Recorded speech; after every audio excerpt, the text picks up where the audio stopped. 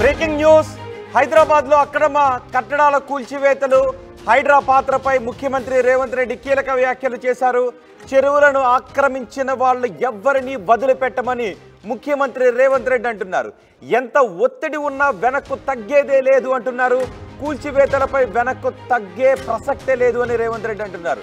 చెరువుల పరిరక్షణ ఎంతో కీలకం, ఆ దిశగా ముందుకు వెళ్తున్నామని రేవంత్ రెడ్డి అన్నారు. కబ్జాదారుల చెర నుంచి చెరువులను రక్షిస్తాము, ఎట్టి పరిస్థితుల్లోనూ వెనక్కి తగ్గేది లేదు, హైడ్రాను అవసరమైతే ఇంకా బలోపేతం చేస్తామని ముఖ్యమంత్రి అంటున్నారు. ఒకసారి ముఖ్యమంత్రి రేవంత్ రెడ్డి కూల్చివేతల గురించి ఏం మాట్లాడారో చూద్దాం. ఒక అంశాన్ని ప్రస్తావించారు. హైదరాబాద్ నగరం చుట్టూతో ఉన్న ఈ లేక్ ప్రొటెక్షన్, ఈ చెరువుల యొక్క సంరక్షణ, ఈ చెరువులు మన జీవనాధారం, మన సంస్కృతి. హైదరాబాద్ నగరంలో ప్రధానంగా 1908లో వచ్చిన వరదలు, ముఖ్యంగా 115 సంవత్సరాల క్రితం ఈ నగరం మీద వరదలు ఉప్పెనై కమ్మేసి వేలాది మంది ప్రాణాలను బలిగొన్నది. ఆనాటి పాలకుడు నిజాం సర్కార్ చెల్లించిపోయి వేలాది మంది ప్రాణాలు కోల్పోవడానికి కారణమైన ఈ వరదల్ని నియంత్రించాలి అని అంటే ఏమి చేయాలి అని ప్రపంచంలో ఉండే గొప్ప వ్యక్తులందరినీ సంప్రదించి మోక్షగుండం విశ్వేశ్వరయ్య గారిని, ప్రపంచానికే ఒక ఆర్కిటెక్ట్ అయిన మోక్షగుండం విశ్వేశ్వరయ్య గారిని నియమించడం జరిగింది. వారు పూర్తిగా ఈ ప్రాంతాన్ని, ఈ క్షేత్రాన్ని, ఈ భూమి యొక్క నైసర్గిక స్వరూపాన్ని అర్థం చేసుకొని వికారాబాద్ అడవుల నుంచి వచ్చే వరదలని నగరం మీద పోటెత్తకుండా ఉండడానికి ఉస్మాన్ సాగర్, హిమాయత్ సాగర్ని నిర్మించి ఫిరంగి కాలువ ద్వారా, మూసీ నదుల ద్వారా, ఈసా నదుల ద్వారా వచ్చే నీటిని నియంత్రించి ఆ నీళ్లను నగరానికి తాగునీటిగా మార్చి ఈ ప్రాంతంలో గొలుసుకట్టు చెరువులను నిర్మించి హైదరాబాదు హెరిటేజ్ సిటీనే కాదు, Hyderabad is a lake city అని చెప్పి నిజాం సర్కార్ 100 సంవత్సరాల ముందే ఒక అద్భుతమైన కట్టడాలను నిర్మించి మనకు అందించింది. వారి వారసత్వంగా వచ్చిన ఈ కట్టడాలు మొన్న జరిగిన ఎండాకాలంలో తాగునీటి సమస్య వచ్చే కృష్ణా, గోదావరి ఎండిపోతే హైదరాబాదు నగరానికి దాహార్తి తీసింది గండిపేట, అంటే ఉస్మాన్ సాగర్, హిమాయత్ సాగర్ నుంచి ఈ నగరానికి తాగునీటిని వాడుకున్నామన్న సంగతి రాష్ట్ర ముఖ్యమంత్రి నేను చెప్పదలుచుకున్నా. ఈ ప్రజలకు కోట్లాది మంది దాహార్తిని తీర్చే ఈ యొక్క చెరువులను శ్రీమంతులుగా, గొప్ప వ్యక్తులుగా ఉన్న వాళ్ళు వాటి పక్కనే ఫామ్ హౌజుల పేరు మీద నిర్మించుకొని వాళ్ళ డ్రైనేజ్ కాలువలు తీసుకెళ్ళి గండిపేటలో కలిపినారు. నేను ఇక్కడ వేదిక మీద ఉన్న పెద్దలతో పాటు ఇక్కడ వచ్చిన భక్తులను నేను ఒకటే మాట అడగదలుచుకున్నా.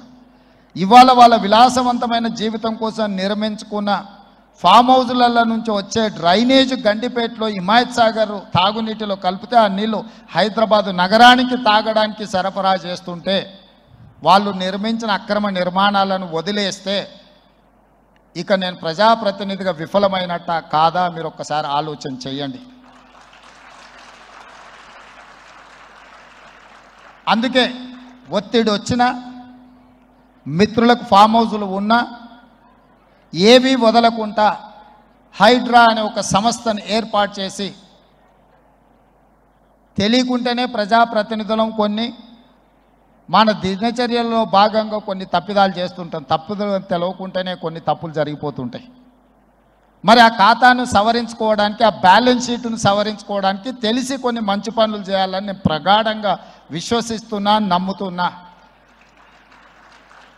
ఆ తెలిసి చెయ్యాలనుకుంటున్న మంచి పనుల్లో భాగము ఈ చెరువులను చెరబట్టిన వాళ్ళ నుంచి విముక్తి కలిగించాలన్న ఏకైక లక్ష్యంతోనే ఈరోజు చెరువులను ఆక్రమించుకున్న వాళ్ళను ఎవరిని వదలకుండా ఉక్కు పాదంతో అణిచివేయాలన్న ఆలోచన, అందులో నిర్మాణాలను ఏ ఒత్తిడి వచ్చినా వెనక్కి తక్కకుండా తొలగించాలన్న ఆలోచనతోనే ఈరోజు ఈ చెరువులలో ఉన్న అక్రమ కట్టడాలను కూలగొడుతున్నాము.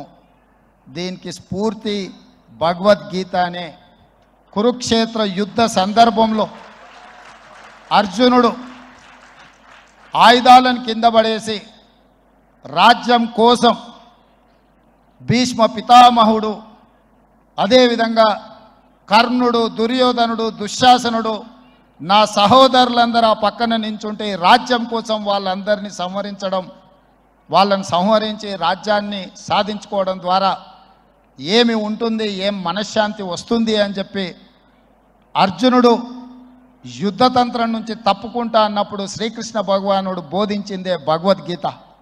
చంపేదెవరు, చంపించేదెవరు, లోక కళ్యాణం కోసం నీ బాధ్యతను నెరవేర్చాల్సిందే, ధర్మం బ్రతకాలి, అధర్మం ఓడాలి అంటే నువ్వు యుద్ధం చెయ్యాల్సిందే అనే యుద్ధ నీతిని ఆ రోజు అర్జునుడికి బోధించింది శ్రీకృష్ణ భగవానుడు. ఇవాళ ఆ శ్రీకృష్ణ భగవానుడి బోధనానుసారమే ఈరోజు ఈ చెరువులను కాపాడే కార్యక్రమాన్ని నేను తీసుకుంటున్నా. నాకు తెలుసు ఈ చెరువులలో నిర్మాణమైన విలాసవంతమైన ఫామ్ హౌజులు ప్రభుత్వాన్ని ప్రభావితం చేయగలిగిన స్థానాలలో ఉన్న చాలామంది వ్యక్తులు ఉన్నారు. ప్రత్యక్షంగా ప్రభుత్వంలో భాగస్వాములు అయి ఉండొచ్చు, లేకపోతే సమాజం మీద బాగా ప్రభావితం చేయగలిగిన వ్యక్తులు ఉండొచ్చు. కానీ వాటన్నిటినీ నేను పట్టించుకోదలుచుకోలే. ఇది భవిష్యత్ తరాలకు, ఇది రాజకీయాలకు సంబంధం లేదు. నేను స్పష్టంగా చెప్పదలుచుకున్నా. రాజకీయాల కోసమో లేకపోతే రాజకీయ నాయకులను కొంతమందిని దృష్టిలో పెట్టుకొని చేపడుతున్న కార్యక్రమం కాదు ఇది.